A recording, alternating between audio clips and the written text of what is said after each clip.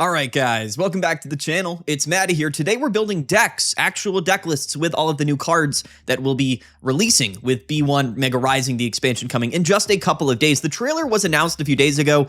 We spent about an hour-long video a couple days ago talking about all these cards, going in detail about them, and analyzing them from a competitive and metagame perspective. Today, we're going to be using the deck builder here on PokemonMeta.com to build some early deck lists and theory craft what we can do with some of these new cards releasing.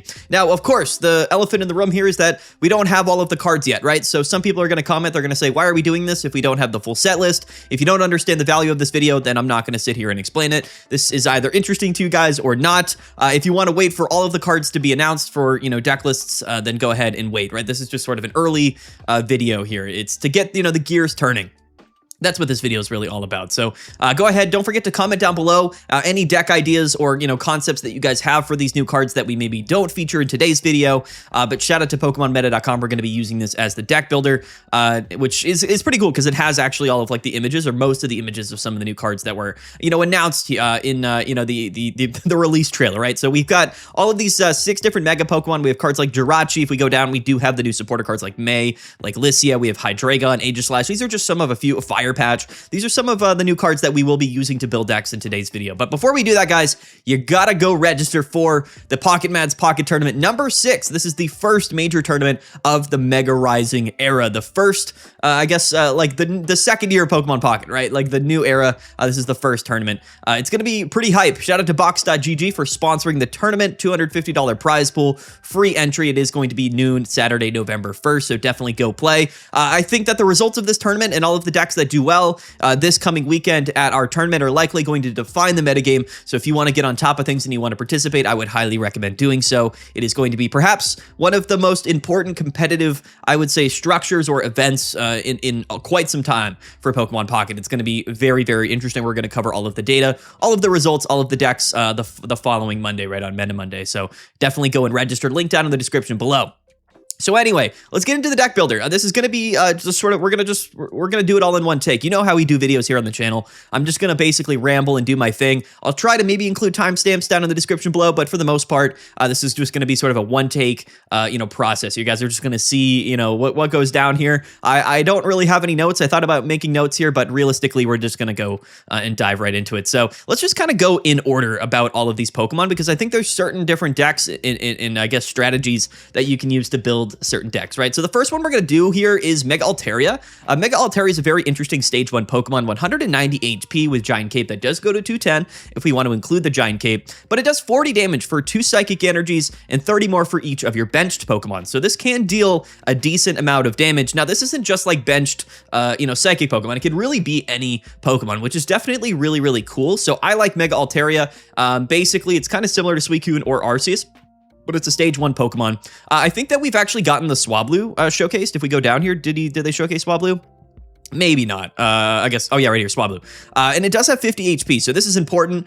This means that we can use the new Lycia card here, which is going to allow us to basically search out and thin our deck of 2 basic, Pokemon with 50 HP or less. So we want to keep that in mind when we're building the deck here. So let's go ahead and we'll put in Altaria, Mega Altaria. We'll put these in right now.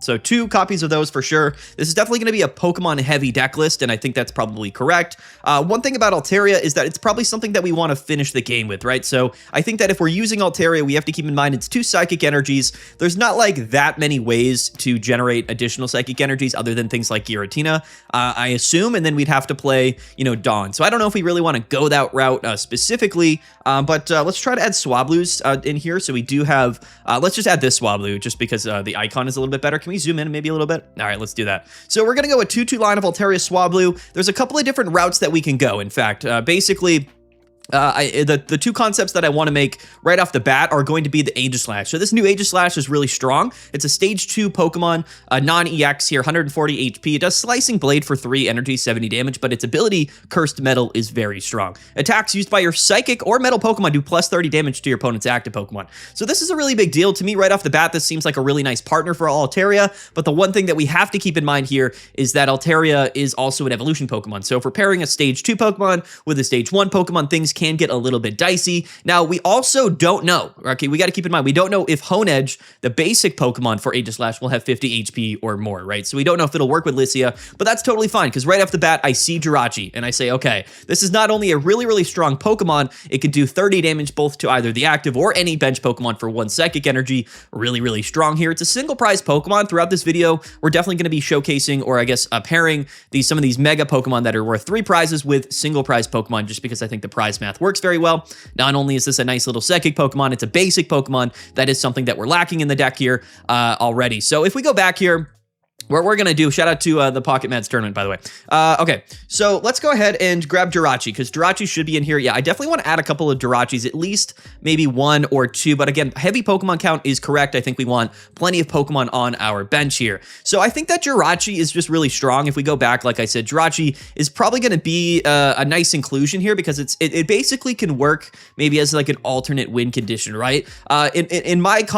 Conceptually in my brain, I say if we're playing Jirachi and we can snipe the bench for 30 damage, we might not have to play things like Cyrus, right, which will take up space in the deck, which is nice because, basically acting as a Cyrus while being a Pokemon that satisfies the attack condition for Altaria is really strong. So I think Jirachi's really good. It also potentially is going to counter some of those Gyaradoses, but either way, just really, really strong to finish off KOs on the bench. So I like adding 2 Jirachis in here. I feel very confident in that, but I also do want the Aegislashes, right? I think that we can build this deck 2 different ways, right? Whether Altaria isn't one-hit KOing Pokemon or it is, Aegislash is effectively going to allow us to kind of reach and extend to deal a lot of damage. If we have, a Mega Altaria in the active spot, a full bench, and an Aegislash or 2, I don't even know how much damage that is, in fact, if we go back. So Altaria is 40 plus 90, so that's, what is that, 130? Plus 30 from an Aegislash is 160, right? So a full bench with Aegislash is 160 damage. That's a lot. That's KOing a lot of Pokemon, and that's definitely going to be pretty nice. So I still think that I want to run the Aegislash line,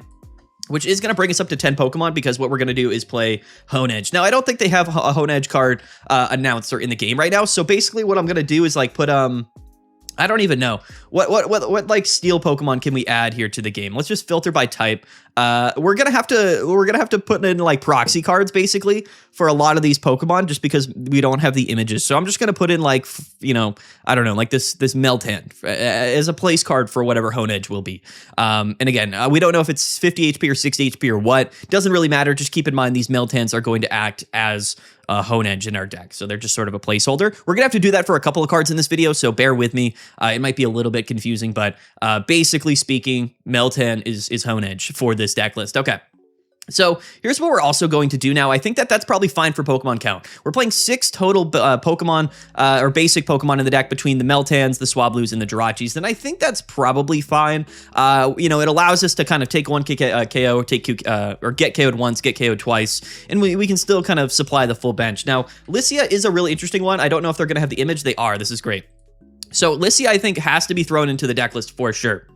Whether we want to do 1 copy or 2 copies of Licia is interesting to me. I think that Licia is really strong, but it also kind of is interesting because I don't know if we ever really want to play 2 copies of this card in your deck, right? Because we probably would rather just play Researches and Pokeball. I think that Licia can be really strong to thin out your deck, but again, if we're playing 2 copies of it, then the second one is oftentimes a dead card, especially when we're pairing it with Pokeball. And I think that 1 copy is probably going to be fine for a deck list like this, so we're just going to play 1 copy of Licia. Again, we don't want to play 2 copies and have like a dead card in our deck. So I am just going to play 1 Licia with 2 Pokeball and then 2 Research. Now that does bring us up to 15 cards in the deck, which again is a little bit suspect, but I think it's totally fine as it is right now.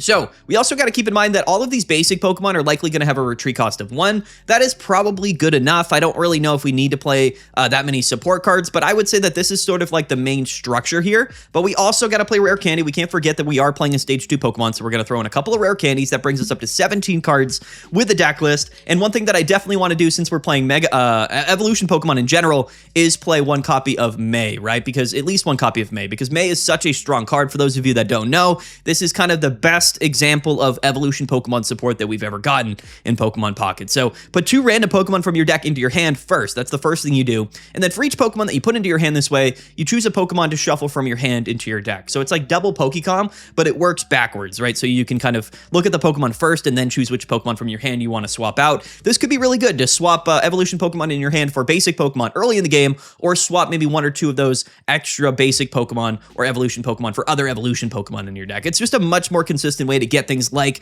Altaria or Aegislash in our deck. And if we go back, we are playing a lot of different Pokemon. We're playing a total of 10 Pokemon in our deck, so I think May's going to work really, really well. I don't know if they have the image of May here in the deck builder, which is a little bit unfortunate. Can we go to, can we filter by like supporters? Will it come up if we do it this way? It does. Okay, perfect. So I think that we want to play at least one copy of May here. And honestly, I think that we could probably just get away with playing 2 copies of May. We have 2 spaces left in the deck. For me, it's a little bit difficult because I don't know if like the other cards really matter that much. We're not playing things like Cyrus or Sabrina because Jirachi kind of fills that niche, and we're not playing extra damage modifiers like Red or Giovanni because Aegislash does that for us. And the core of the deck, of course, is Altaria. So I think what we really want to focus on here is just maximum consistency. I will be adding 2 copies of May for the deck. It's not like we have that many supporter cards in our deck anyway, so I think that's probably going to work out pretty well for us. I like 1 Lycia, 2 May, 2 Pokeball, 2 Rare Candy, 10 Pokemon, 2 Research. That does leave one additional card in the deck, and to be honest, it's a little bit difficult to know what card we really want to pair with or finish off this deck list with. In my mind, I'm just sort of thinking to myself, like, what can we really use here that's going to be that effective? We could play, a Giant Cape, right? Giant Cape could be nice to play in the deck list. We could play like 1 copy of Mars since we are running some additional, Pokemon here. We even could just play like an additional basic Pokemon. Maybe something, of course, like a, I don't know. It's hard to describe. We could play okay. So you also got to keep in mind that, into something like an Oricorio, Jirachi does get 1-hit KO'd by Oricorio. So we don't have like a really significantly strong Oricorio counter in the deck list. And I think that's probably an issue. Aegislash can 1-hit KO Oricorio, but we're probably only playing Psychic Energies for this deck list. And the reason I say that is because it's probably not worth playing Dual Energies because Jirachi's 1 Psychic Energy to attack, Altaria is 2 Psychic Energies to attack. Those are our main attacking options. I don't think we really ever want to be reliant on Aegislash to actually take KO. So honestly, it kind of fits into the build of the deck. I think we could probably find a basic, Psychic Pokemon or just a non-EX Psychic Pokemon to maybe KO on Oricorio and deal with Oricorio really easily. So what I'm going to do here is go to PokemonZone.com. I'm going to search by type, and I'm going to also search by basic. And we're just going to filter like this, and we're going to find, a Pokemon in here that kind of works as an Oricorio, kind of killer here. We don't have any like, energy acceleration, right? So it's a little bit sketchy. Like this Giratina is probably a decent option. 3 colorless or 3 energies, and will, of course, 1-hit KO Oricorio. So that could be pretty useful. I'm looking through here. I'm just trying to get an idea for it because I don't really know. I like Oricorio as well, right? The Spiteful Dance Oricorio is quite nice. Does 20 damage, but does 60 more if your opponent KO'd your Pokemon, one of your Pokemon on your previous turn. So, we can maybe ping something with like a Jirachi and then go into Oricorio, take the KO. I don't know if I like it maybe that much. Tapu Lele is a really interesting option right here. Does 20 damage to one of your opponent's Pokemon for each energy attached. Also a retreat cost of 1. I think that, Tapu Lele is also kind of a really interesting Pokemon in my mind. I think that it can kind of stand up to Oricorio a little bit better. Some of those lightning decks are probably going to be piling up on energy. So I think that Tapu Lele might be our best option here. Tapu Lele is really strong, so it has a little bit more HP than Jirachi. I can still hit the bench, it can still hit the bench.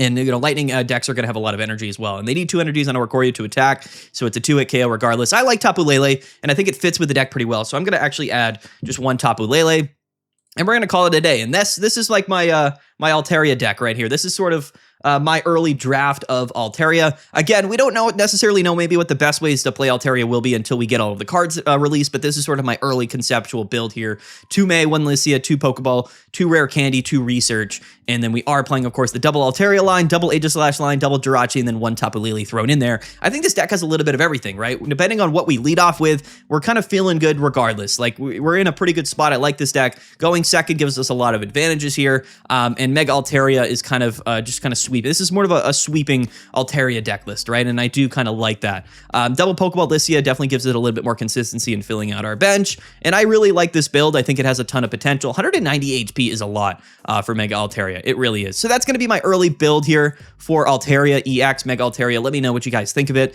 That's just sort of my initial concept. We're going to do like 1 deck per Pokemon here. We're already 14 minutes in, but this is probably going to be a bit of a longer video. It's all good.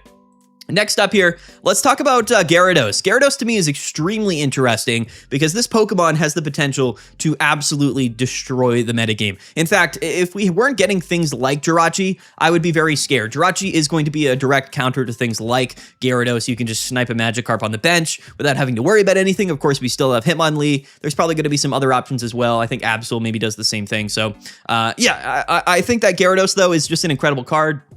Some people are going to look at this and say, well, it's 4 energies to get this attack off. It only does 140 damage. You know, how strong is Gyarados really going to be? You got to keep in mind we have a lot of water type acceleration in the format, right? So with May coming, the extra evolution search, consistency, Mega Gyarados is going to be absolutely insane. We still have access to things like Mantike, to like Manaphy, and now we have, and we also have Misty, so we can get the 4 energies on Gyarados really early. It's entirely plausible that next season you're going to see some decks, get Mega Gyarados up and running with 4 energies on their second turn, and you discard the top 3 cards of your opponent's deck, which is absolutely detrimental in the early game. We've never really seen a card like this. You can effectively discard 3 Pokemon, key Pokemon from your opponent's deck when you attack with Mega Gyarados, and then the game is over, right? So there's nothing really in the history of Pokemon Pocket that has not only this amount of damage output, this strong of an effect, and the high HP. The only thing that stops Mega Gyarados from absolutely dominating the metagame is, of course, the fact that Magikarp has 30 HP. And luckily, right?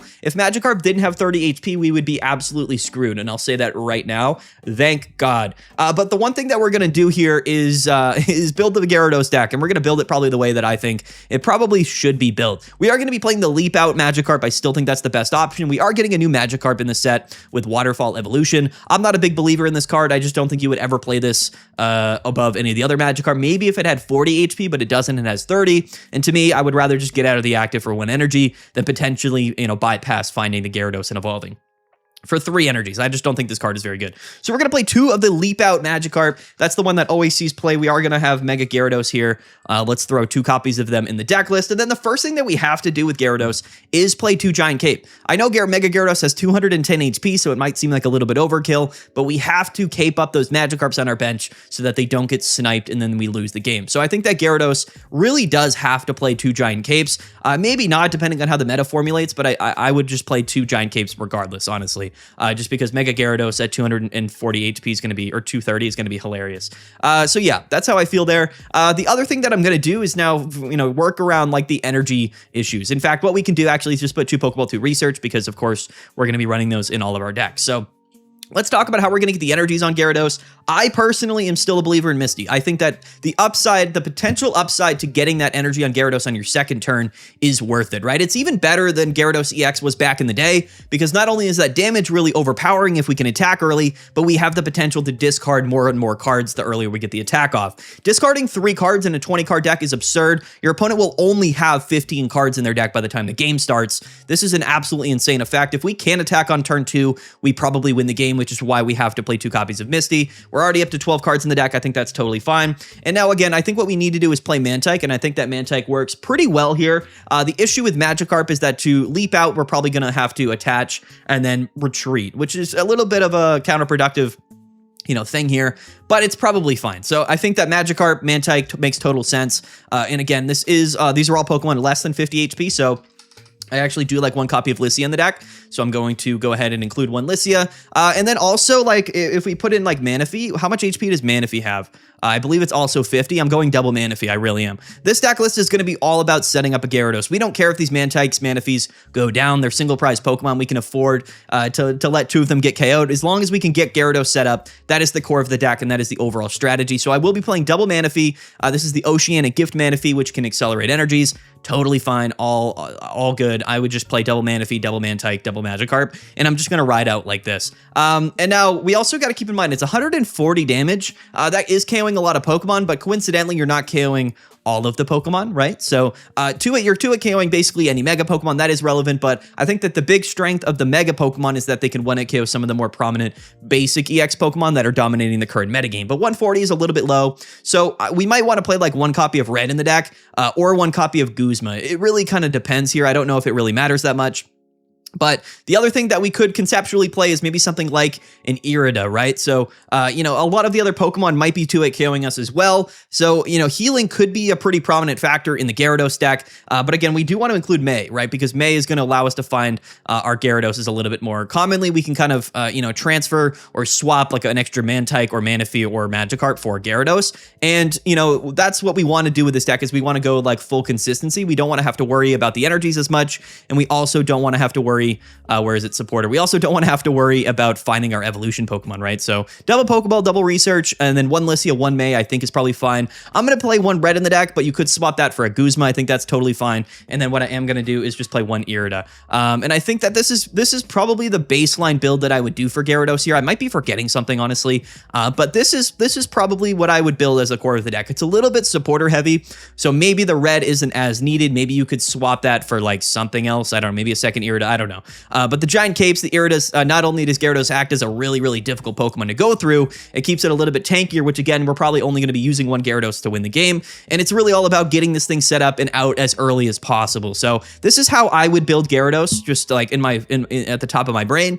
The priority here is getting it up and running as quickly as possible, as consistently as possible. This is the only thing the deck does, is attack with Mega Gyarados and discard crucial cards from your opponent's deck, maybe taking 1-8 KOs, maybe not. Either way, we're living in attack regardless. We have so much HP. Irida is absolutely insane. Not a lot of draw power here. And that is something to keep in mind. The other way that you could build Gyarados, theoretically, is just play it with like maybe Suicune to draw through your deck and then never really attach to Suicune, but I don't really love that build. I think that I would rather just pair Mega Gyarados as a 3-prize Pokemon with a bunch of supportive single-prize Pokemon, and I think that's definitely pretty relevant. So that's my thought process here with Gyarados, and this is probably how I'm expecting to play it. Again, we don't know what all the cards coming out are. Maybe there's something broken. The new Jellicent is interesting. Somebody might mention that to me or comment down below. The new Jellicent here with Bouncy Body is interesting. So whenever this Pokemon in the active spot takes damage, you can take a water energy from your energy zone and attach it to one of your bench Pokemon. So you could theoretically play, you know, Jellicent, and it would allow you to get around Oricorio technically, but Jellicent's also not 1-8 KOing Oricorio. It's also weak to Oricorio. So I know that your people are going to look at this deck and say, oh, you lose to Oricorio. Listen, like, we're going to lose to Oricorio regardless. You could, if you really wanted to, you could just slot in like one card. I don't even know what we would be using to counter Oricorio. I think probably the best option in the game right now, unless we get something new, is in fact just going to be the Suicune. The non-EX Suicune, because the Origin Form Palkia doesn't do a guaranteed 70. Suicune is the only Pokemon that's a non-EX Water-type basic Pokemon in the game that does 70. So, sure. I mean, like, if you really want to, like, you know, make sure that we don't auto-lose to Oricorio, then sure, we can just play one copy of the Suicune and then maybe cut just something from the deck. I don't know. We'll cut, like, red and we'll play Suicune. So there you go. You could play it like this. But again, leading Suicune here isn't very ideal. It does have a retreat cost of 1, so it's not the end of the world. There you go. So again, if anybody comments down below and says, oh, what about Oricorio? I don't want to lose to Oricorio. Play the one Suicune. Theoretically speaking, it's probably fine. You could actually play Lissia first and thin these Pokemon out of your deck and then play your Pokeballs to more consistently get Suicune. We could use Manaphy, Mantike to set up Suicune. It probably does work pretty well. Not only are we 1-8 KOing Oricorios, but we're living an attack from Oricorio, so that's relevant. I think Suicune's probably a fine option. It really is the best option right now to play in your deck to beat Oricorio. So keep in mind. I think it objectively makes the deck worse other than the Oricorio matchup, but maybe it's worth running. I don't think the counter to Gyarados is necessarily going to be Oricorio. I'm not a huge believer in Oricorio next season, but it might be broken in some lightning type decks. But anyway, there is my Gyarados build. Comment down below what you guys think. Again, all of these decks are subject to change once we get the full set release here. This is just me brainstorming. Do you guys find this video useful? What do you guys think of this video? I don't know what's going on. Comment down below. I'm just hype. I'm just, listen. I'm all about Pokemon Pocket. You know what it is here on the channel. We absolutely go nuts. So anyway, all one take is what this video is. No editing. Next up, we've got Blaziken. So Blaziken EX is definitely the star of the show, right? I mean, this is what people are excited about. People love Blaziken. People love Fire Patch. I mean, Fire Patch is absolutely ridiculous. This card is crazy. A match made in heaven, truthfully. They've kind of given us everything right off the table. So here's what we're going to do with Blaziken. We're going to build it like so. So let's get Blaziken in here. I think that Mega Blaziken's broken. So if you don't know, Mega Blaziken does 120 and burns. That's pretty good. 210 HP, it's a stage 2 Pokemon. So the burn is relevant because similar to Incineroar, we don't have to necessarily include Pokemon in the deck to get around Oricorio. The burn, maybe plus Rocky Helmet, is probably going to be enough to just get around Oricorio. Also, 210 HP means Oricorio has to attack us 5 times. You heard that right. 5 times if it wants to KO, and that's not even if we're healing or any degree like that. So I like Mega Blaziken. I think that it's probably going to be the front runner in terms of the most popular Pokemon in the set. I don't think they have Torchic in here. I could be wrong. Did they announce a Torchic? I don't know if Pokemon Meta has it here. There is a Combuskin, so they, oh yeah, right here, Torchic. We don't know anything about it. It pecks. That's all we know about Torchic. I don't think they've added it here. So let's put in a placeholder. Let's just put in like a Charmander as the placeholder for Torchic. So keep in mind, that's what's going on here. Charmander is Torchic. All right, keep that in mind. So we're definitely going to do that, and then we have to play rare candies, so this is totally fine, right? We'll add a couple of rare candies to the deck. Now, what are we going to pair with Blaziken? And this is sort of the big question here, is that there's definitely a couple of options that stand out to me right off the bat, and I'm going to try to build them really, really quickly. But right off the bat, what we're going to do is play double Pokeball, double Research, and I am actually going to play Rocky Helmet here, like I said, to get around the Oricorio business. So the burn damage, hitting for 120 plus Rocky Helmet, it will add up not only to get around Oricorio, but to 1-hit KO. Again, a lot of those Pokemon that are basic EX Pokemon currently in the metagame, that's what Mega Pokemon do very well. That's why I think the meta is going to change. We've talked about it in a previous video, but this is sort of the core of the deck. 2 rare candy, 2 Pokeball, 2 Research, 2 Rocky Helmet, 2 Torchic, not Charmander, and then 2 Blaziken, Mega Blaziken. So what do we want to pair with Blaziken? This is what's interesting. We also have to include Fire Patch. Did they put Fire Patch here?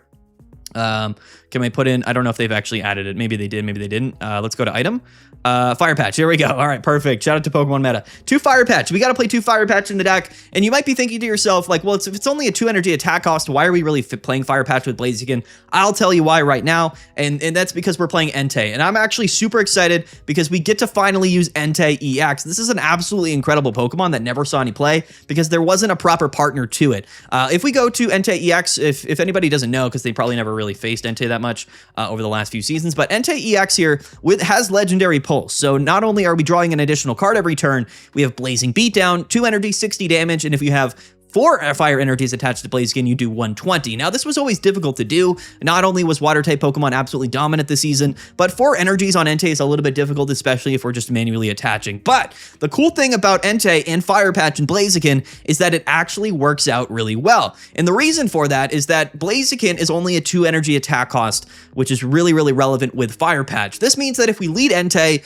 we can park it in the active spot, we can just draw cards, and we can just attach turn after turn after turn after turn to Entei. And if our opponent doesn't have a way to deal with that, then they kind of just get rolled by Entei. But even when Entei gets KO'd and all of those energies get discarded, we bring up Blaziken, we manually attach, we Fire Patch, boom, and now we just have a Mega Blaziken already set up. So we never have to attach energies to Blaziken until it comes into the active spot. This is extremely relevant. This is going to be the best interaction in my mind with Flame Patch. One of my most exciting things here with Flame Patch, and I think that Entei is going to be a really great partner for Blaziken. So quite simply, I'm playing 2 Torchic, 2 Entei, 2 Blaziken EX, and then 2 Rare Candy. Now, again, we're not really including anything to counter things like Oricorio because, again, Rocky Helmet plus the burn damage should be enough to get around it. But we also got to keep in mind that, we don't want to, we want to play some healing probably. That's the one thing. Not only are we kind of hoping that Entei survives for quite some time, we're also hoping that Mega Blaziken doesn't get, 2-hit KO'd. So a good way around that would be to play something like a Lily. It is a stage 2 Pokemon. We won't be able to use Lily with Entei, but I think that's probably fine in my mind. So what I'm going to do is actually add in a couple of copies of Lily. This might change. Maybe we play Pokemon Center Lady so that we can heal Entei as well. That is definitely something that we can do. And then maybe, just maybe, we play like 1 copy of May in the deck just to really consistently find those Blazikens. I don't know if it's really needed, actually, because Entei is drawing a lot of cards. So maybe we do like some like counter hand disruption. I'm actually kind of feeling like silver. I think silver definitely could be pretty cool. So let me just add like 1 silver to the deck. Like, why not? I might be forgetting something here, like off the top of my head that I just can't really think about. But I think that we can kind of take advantage of varying different factors here. So what I'm going to do is actually play Sabrina. And these are like defensive cards that are going to slow our opponent down, which is going to give us time to maybe just get that 120 damage attack off with Entei, right? Which I think is going to be really strong. So regardless of what happens with this deck list, even if we lead Torchic, we can just attach and retreat into Entei. And if we're behind on energies, again, none of it matters. We can even Fire Patch to Entei if we want to, but realistically, the damage output doesn't really matter. What matters is that we move through our deck, we get Blaziken set up, and we're ready to rock and roll with those lilies in our hands. Silver is going to protect us from getting Marsed. I think that's valuable. Sabrina just to kind of delay the early game to give us a little bit more breathing room. So this is the first way that I would play Blaziken right off the bat, and I do like this way to play Blaziken first off.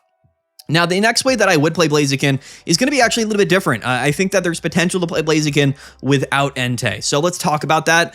This is going to be a different type of deck here. And what we're going to actually do is play it with Silvally. Yeah, so I think Silvally is really interesting. It actually works very similarly to Entei, where we can kind of utilize Type Null and Silvally and Gladion to kind of just be like a deck list. And then once both of our Silvallis go down, your opponent has to deal with a Blaziken. It's a little bit more of an awkward deck. I'm not going to lie. You know, like we're fitting in sort of a larger package with Blaziken. These are both, you know, so this is 8 Pokemon instead of 6. So it's a little bit more awkward. We do have to play double Gladion as well.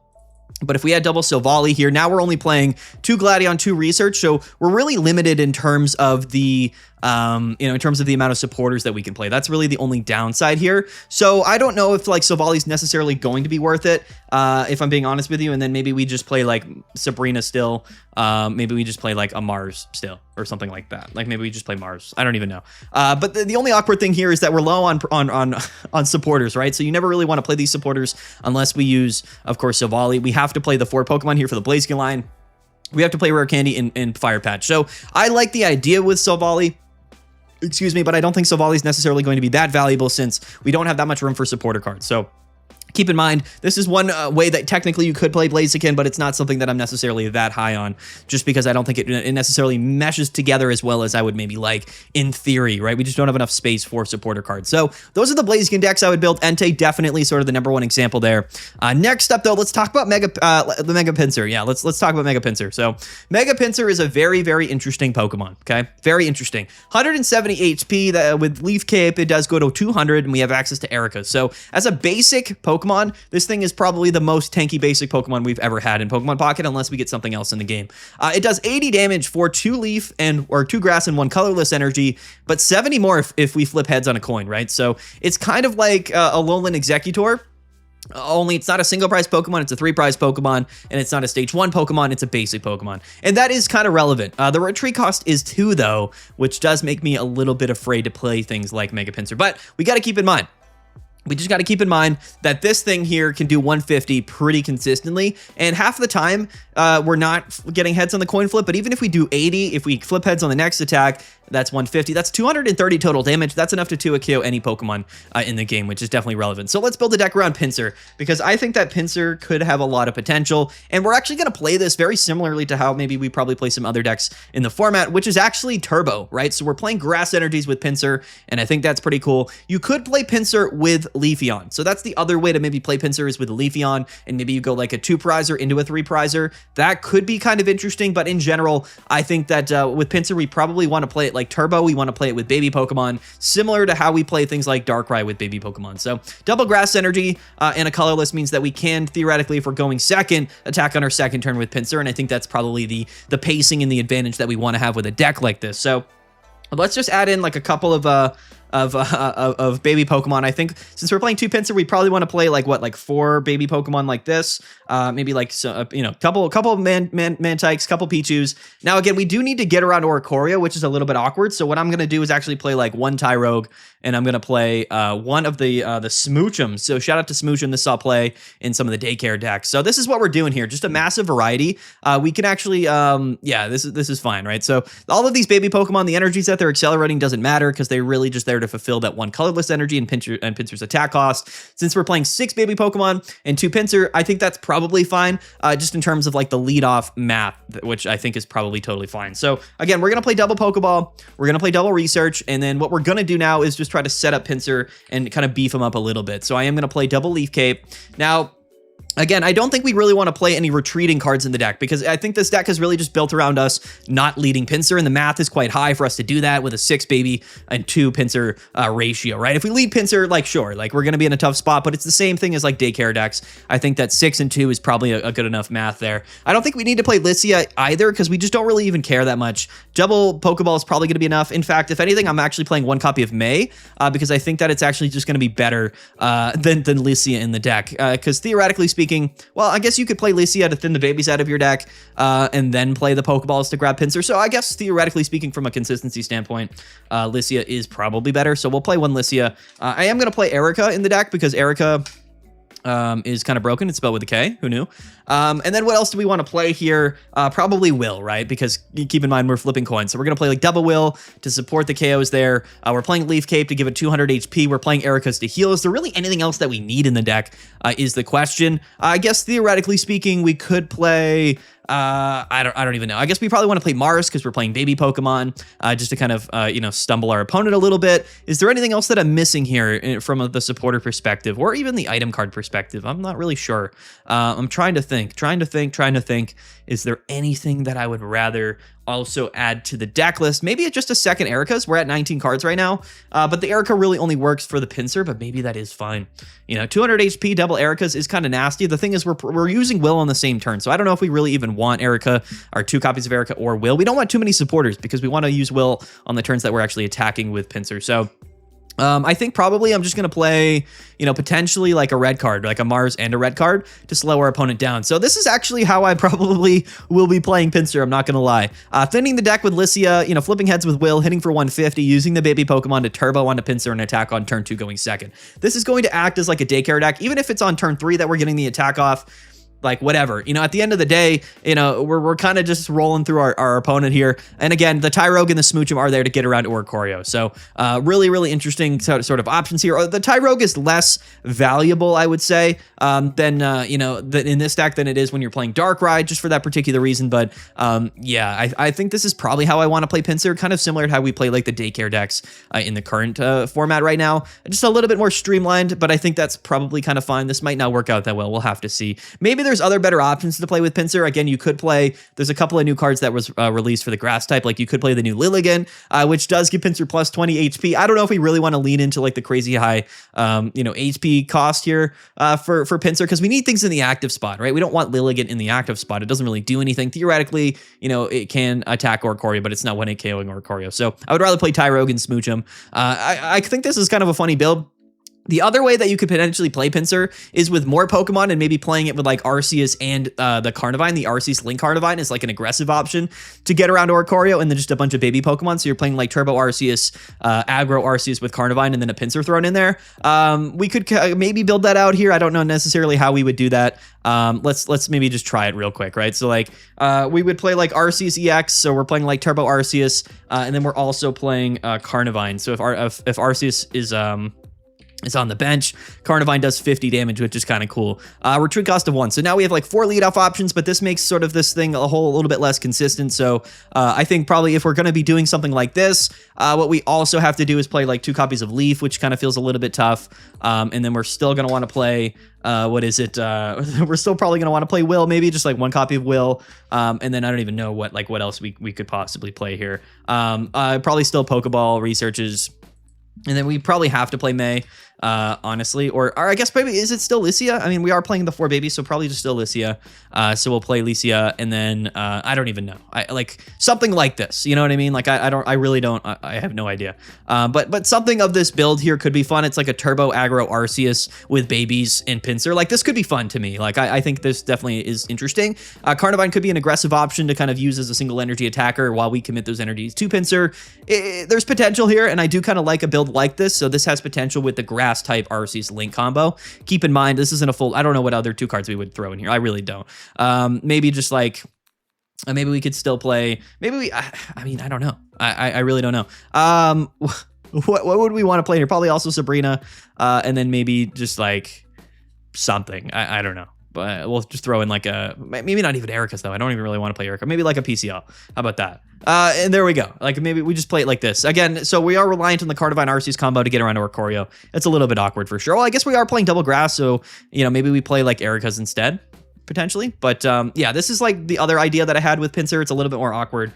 But keep in mind, this is a couple of my ideas right off the bat with Pinsir, right? So if you want to do like the Arceus Grass combo with Pinsir, do that, or just sort of the straight Turbo Pinsir, Daycare deck. I think those are all definitely, both of those are interesting options. Again, we're just spitballing. This whole video is in one take. So whether you guys find this interesting or not, comment down below, let me know. What do we got next to talk about here? Next up, we have Absol. Oh, Absol. I was racking my brain as to how to play Absol. I've heard a lot of people give me ideas about how to play Absol, but to me, they all are quite bad. And I think that Absol is actually not that good. So I think that what we're probably waiting to see here is like an actual card to be released in B1 that is just meant to be played with Absol, because nothing in the format right now really speaks to me.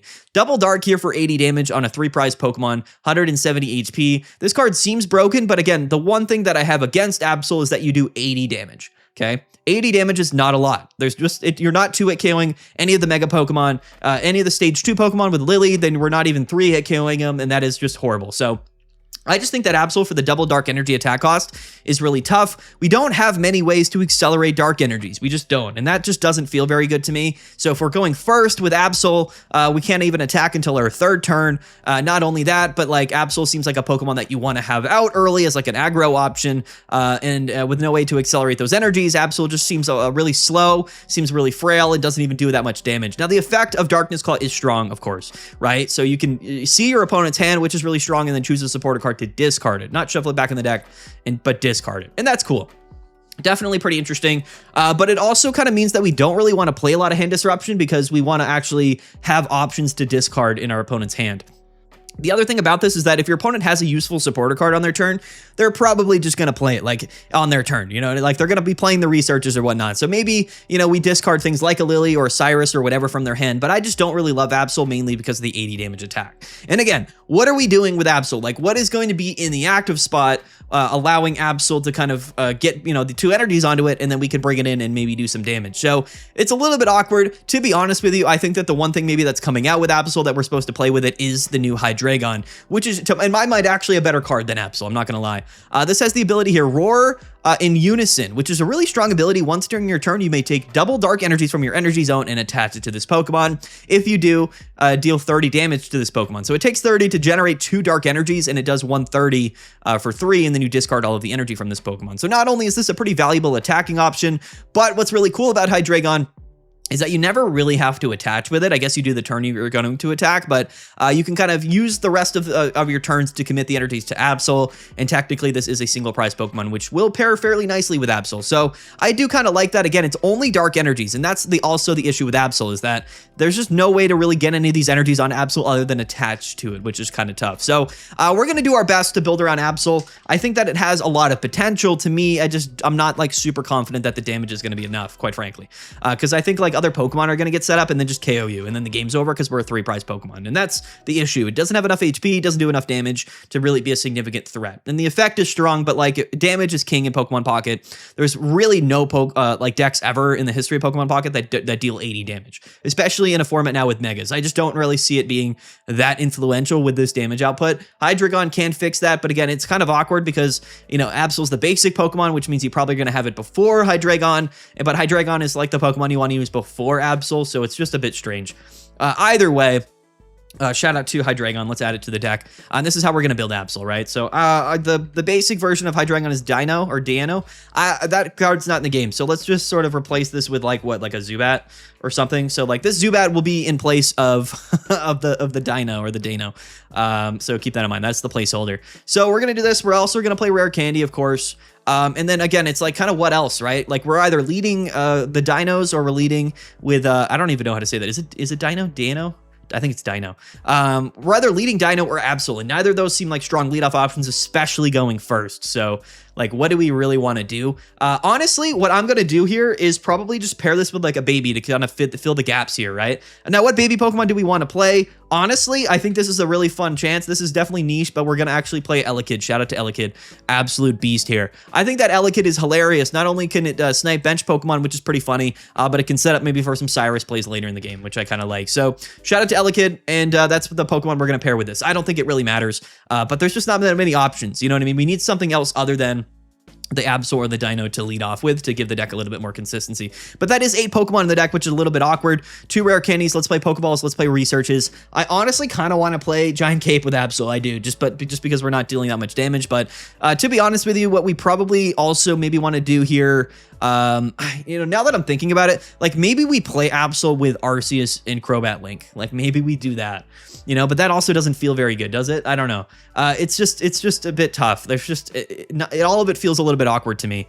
So I think Hydreigon is probably fine. Now Hydreigon does generate energy, so you know what? Why not play Dawn in the deck? Let's just play Dawn in the deck. Let's play May in the deck. To get more consistently these Pokemon out, I guess.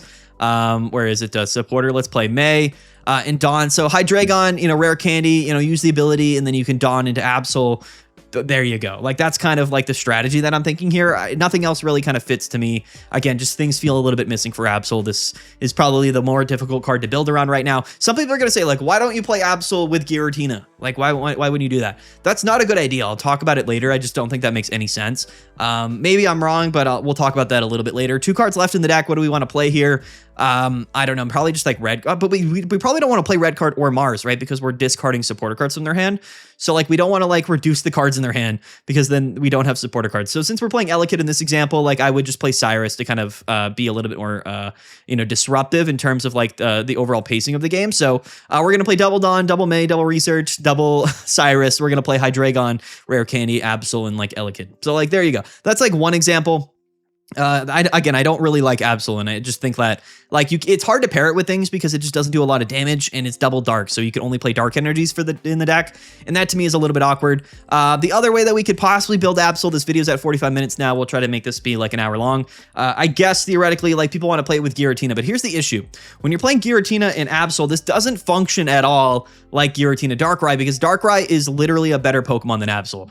And not only is it a 2-prize Pokemon, but it does more damage and the effect is way better. So like when we're playing Giratina Darkrai and Absol, we still have to play only dark energies, which means that Giratina isn't an attacking option until turn 4, which is just not very good, quite coincidentally. Like it's just really slow. Giratina also gets like one-hit KO'd by a bunch of other mega Pokemon, and Absol has a 2 energy attack cost. The other thing you got to keep in mind is that when you're playing Giratina and Darkrai, you don't really care which one's in the active spot because they're both like 2-prize Pokemon, right? So like that's like the thing here is that when you're playing Absol Giratina, if Absol's sitting in the active spot and it gets KO'd, the game is over, right? So it doesn't flow the same way as Giratina Darkrai does, because you're having to go through double Pokemon no matter what, because they're both 2-prize Pokemon. Absol's not like that. If you're going up against a Giratina Absol deck, what's stopping people from just like bringing an Absol, hitting it, and then bringing it back in, or just KOing the Absol and then the game's over and they never have to go through Giratina? Without Darkrai, Giratina can't hit consistently for 150, 170 damage, which just means that we're not KOing nearly as often, and we're just doing less overall damage because we're not attaching every turn to Darkrai. So that's the number one example to me, truthfully, with Absol. You could play Absol with a Darkrai, but then again, you're playing like Double Dawn, and then it just doesn't make any sense. Like Absol just doesn't make any sense. Honestly, the best way to play Absol probably is going to be with Hydreigon or some Pokemon that we haven't seen yet. But the other thing that I'm thinking of here is going to be like the Arceus Link with Crobat. So like this theoretically isn't that bad. This probably, now that I'm thinking about it, might be the best way to play it, just because what it does here is it allows us to have, multiple Pokemon here that aren't 3-prize Pokemon, so it's a little bit less consistent to lead Absol. We can play the rare candy stuff. We can still play May because May's broken, and we probably want to play it in like every deck that's coming out. And then, of course, what we probably want to do, though, is play some retreat cards, right? Because if we lead Absol, or if we lead Arceus, we probably lose. I guess not, though. I guess not. It's just like if you lead Arceus, like it's just bad. You know what I mean? So like, of course, we have to play Zubats in the deck, so we'll play a couple Zubats. It doesn't matter which one. Honestly, like maybe the other Zubat's better, but anyway. Something like this, like a core like this, like double Pokeball, double Research. Yeah, like maybe like a core like this, because, the Crobat extra damage for Absol picks up some slack. That 80 damage becomes 110. Crobat does have free retreat, so if you lead Zubat and you evolve, it is kind of like a free pivot. But to use Crobat, we're kind of reliant on Arceus, and whether we're leading Absol or Arceus, those are both really bad leadoff options. Probably. So I just don't know. Like maybe this is the best way to play it. I'm not very confident in it in my own right. Like I just don't love this. I just don't love this deck, because I would probably still want to play like Double Leaf just to get out of Arceus from the active spot. And if we do that, we're just not really drawing that many cards. So it's like, what do we really want out of this deck? Is kind of the awkward thing. I guess maybe we could play like a couple giant capes or something. Like, there you go. Like, I don't know, right? Like everything with Absol that I've tried to build is kind of awkward. I think Hydreigon might be the best option aside from like the Dark Crobat Arceus Link stuff. This is the second time we've included Arceus Link because I think Arceus EX is actually kind of crazy. Probably one of like the better sort of cards and packages in the entire game. So that's Absol to me. I might be missing something here right off the bat, but like nothing has been showcased that like fits extremely well with Absol. Maybe like Miltank, like maybe we play Absol Miltank, but then again, no, like that just doesn't sound very good to me. Theoretically, you could play Silvally Absol, but again, if we're committing energies to the Silvally, then how are we getting energies on the Absol? That's the core issue with Absol, is how are we getting the energies onto Absol? There's literally no other way to do that than potentially just playing, Hydreigon and Dawn and things like that. It's really awkward. I think we're missing something. I think something's probably going to come out soon. Or in B1 that maybe is apparent as to what we're supposed to be playing with Absol. It's just, I think Absol's really awkward and the 80 damage is just quite bad. So that's my opinion about it. I could be wrong for sure. We don't know what's coming out in the set, but like in terms of like early ideas for Absol, I just don't really have any, you know what I mean? So there you go. Next up though, let's talk about Ampharos because, before we get into Ampharos, I did want to kind of give a shout out to like two Pokemon that I think are actually going to be really relevant that are old Pokemon, that when Mega Pokemon come out are going to be really good. The first one is a Genetic Apex Charizard, right? Hitting for 200 damage. That's going to be relevant. Buffed by Fire Patch, buffed by May. I think that deck has a ton of potential as one of the only legacy decks to be really dominant. The other example of that is actually going to be Celebi EX. I don't see many people talking about Celebi EX, but if you're watching this video, I think that Celebi EX has a lot of potential. The issue with Celebi traditionally is that, yes, like you can theoretically deal more damage than any other Pokemon in the game, but, once you KO, then you get KO'd probably, and then you just lose the game, right? So Celebi decks have been really awkward, but with Mega Pokemon coming out, the ability to take a KO and actually win the game off a single attack now becomes like a viable thing, right? So I think that, Celebi EX for Mythical Island actually has a lot of potential next season, whereas I don't think many people really necessarily thought that. Also, like the new Celebi, the non-EX that, devolves Pokemon is probably also going to be pretty cool with Mega Pokemon coming out. Keep that in mind. Both Celebis actually feel kind of crazy. So anyway, I wanted to give a shout out to all of those Pokemon, and Silvally I think is also going to be really relevant. I think the baby Pokemon are going to be relevant, but as far as old Pokemon that have potential, we'll talk about them maybe later. But yeah, Crimson Charizard and Celebi both feel really, really cool. So I'm interested to see how they operate. Let's end this video on Ampharos, one of my favorites. In fact, this is probably my favorite new Mega because it's super, super cool. So those of you that don't know, Ampharos does 100 damage for 3 energies, 2 lightning and a colorless, and then one of your opponent's bench Pokemon is chosen at random 3 times for each time. Oh, excuse me. I almost just threw up in my mouth. Oh, okay. Each time a Pokemon is chosen, also deal 20 damage to it. So this is effectively 160 damage on a stage 2 lightning type Pokemon with 210 HP for 3 energies. What's really cool though about Mega Ampharos is that it's a lightning type Pokemon. So it has access to a lot of things that other Pokemon don't have access to. The lightning type has insane support. It's incredibly broken. I think that Ampharos is going to be really strong. We can throw in a Mareep here. Doesn't really matter which one. That's Mareep. There you go.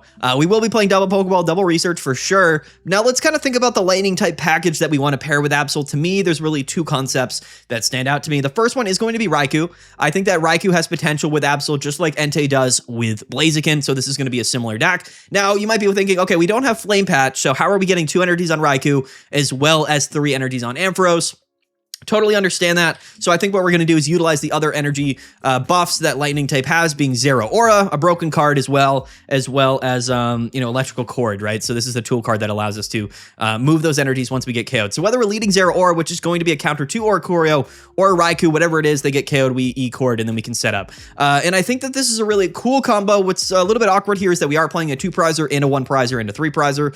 So the math doesn't always work out. Your opponent can theoretically KO Raikou and Zero Aura to win the game. So that's a little bit sketchy, but in general, I think that Raikou is going to be really nice because it does draw a bunch of cards, similar to how Entei draws cards with Blaziken. It's going to allow you to get into that stage 2 Pokemon much more consistently, which I'm really happy about. I'm really excited about because now we have these sort of big stage 2 targets that we can put on the back line and pair with some of these legendary dogs, just like we do with Suicune and Greninja. Okay, so this core here leaves 16 cards in the deck, but what we have to do, unfortunately, if we're playing all of this, is also play Elemental Switch, right? Because E-Cord splits the energies and Zero Aura has energies on the bench, so when we're playing that package, we also have to play Elemental Switch, which is a little bit unfortunate, but all good. And then I think what we probably want to do here is play Cyrus, since we are dealing bench damage with both Raikou and Ampharos, so we're going to play like double Cyrus. So like that is one core of the deck that I would build, but this doesn't leave any room for things like May or other cards cards that could consistently kind of get Ampharos out. Not that it really matters because Raikou is drawing cards,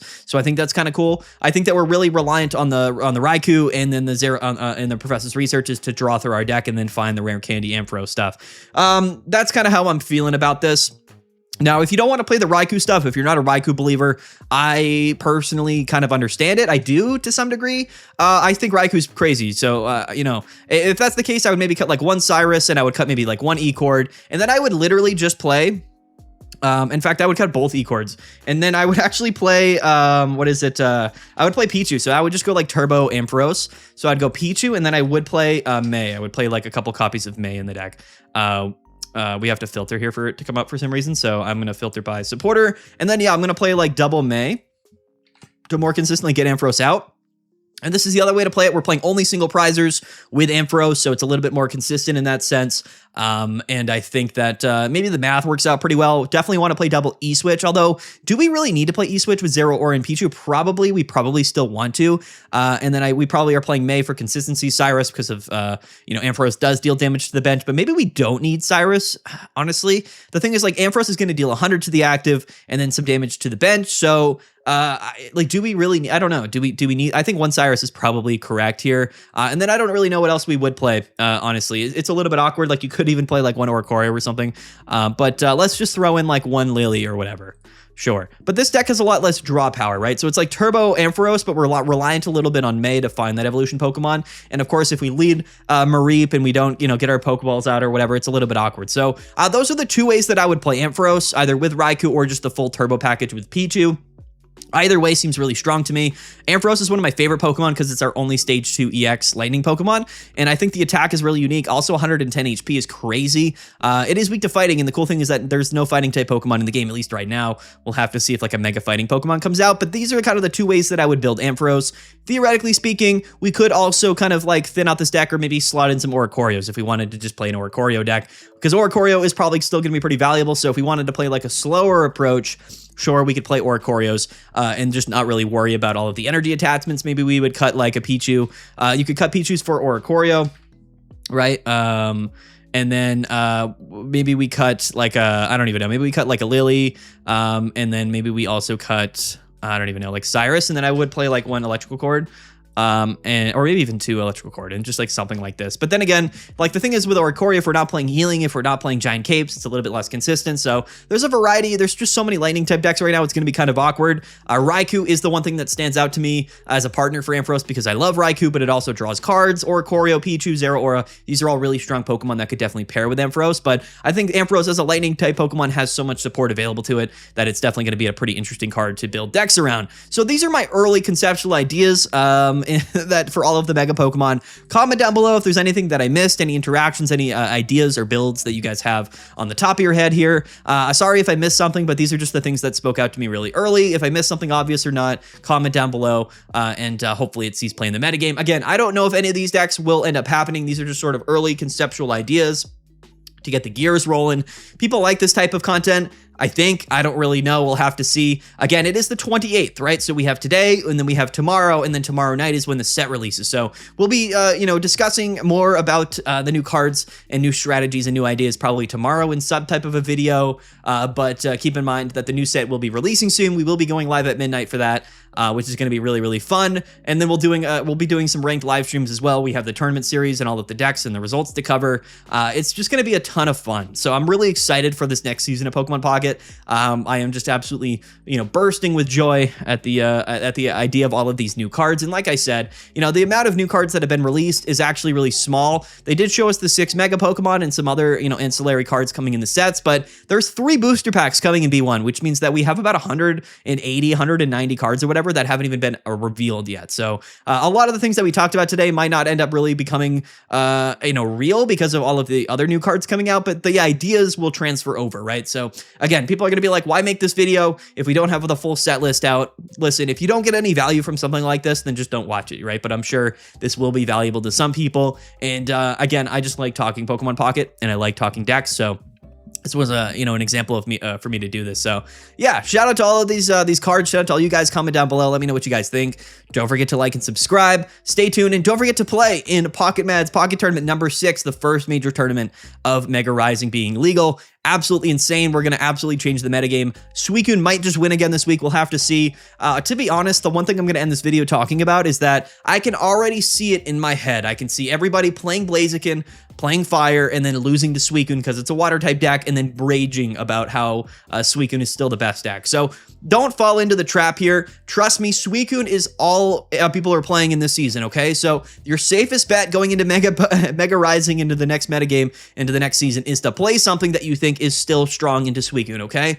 Don't make that mistake. Don't come in here playing Fire expecting to not lose to the water decks, okay? I'm not saying Blaziken will lose to Suicune. I'm just saying don't be that guy, okay? Don't come out here swinging with a Fire-type deck and then crying about losing to water, okay? So just keep that in mind. I know people aren't going to like that, but play whatever deck you want, but just keep in mind, Suicune is still the top dog, so if you're going to be playing a new deck in this new season, have Suicune at the top of your mind. I really would, I really want to just stress that, okay?